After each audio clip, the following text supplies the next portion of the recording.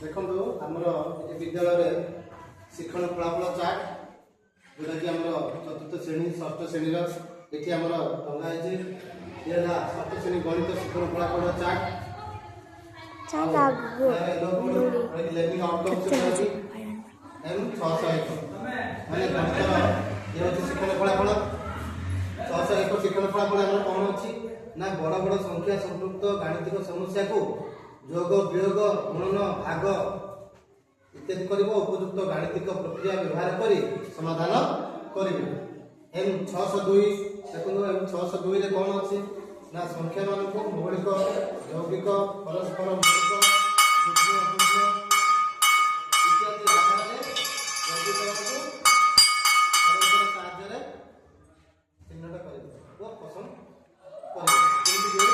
संख्या मान मौलिक यौगिक परस्पर मौलिक मौलिक संख्या जानिछे जेकोसी संख्यार दुईटी जार गुणन तक मौलिक से यौगिक जार दुई अधिक गुणन मौलिक इत्यादि जानिबे। तापर एम 603 एटा कि निर्दिष्ट परिस्थिति रे गसागु और लसागु रो प्रयोग करिवे।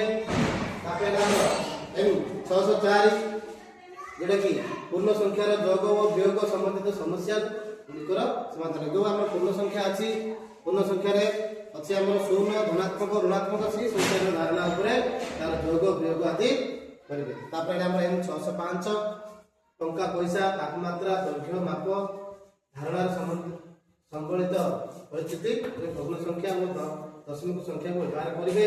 उदाहरण स्वरूप 71 विभक्त 2 मीटर कपड़ा दुईटी स्थान मध्य दूरता 112.5 मीटर इत्यादि माने टंका पैसा हिसाब तापमात्रा दैर्घ्य माप धारणा तापर गले भग्न संख्या धारणा दशमिक संख्या धारणा इत्यादि जानिबे। एम 606 भग्न संख्या दशमिक संख्या योग फेराण संबंधित दैनंदिन जीवन घटना आधारित सरल समस्या समाधान करिबे। एम 607 दिया जायता निर्दिष्ट परिस्थिति को व्यापकीकरण करिबे आई चल राशि और गाणितिक प्रक्रिया व्यवहार करिबे।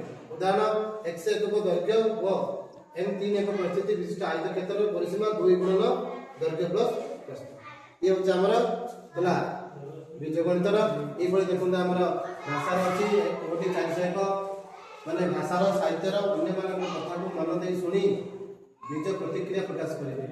402 सुनिथिबा विषय वस्तु घटनावली चित्र चरित्र शीर्षक आदि विषय रे आलोचना करिवे प्रश्न पचारिवे निज मतामत देवे निज मत पाई तर्क करिवे गप कहवा। एम 403 देखो गप कविता किंवा अन्य सामग्री को निज शैली रे निज भाषा रे कहवा सहित से निज गप को मध्य जोड़िबे। ओडी 404 भाषा गुणात्मकता को दृष्टि रखी निज भाषा तैयारी करिवो और या को व्यवहार करिवो माने एगुडा को हम विभिन्न शिक्षण फलाफल जोडा कि पिला आशा करिवो तेनु कहि हमर एई तार विभक्ति शेष करछ।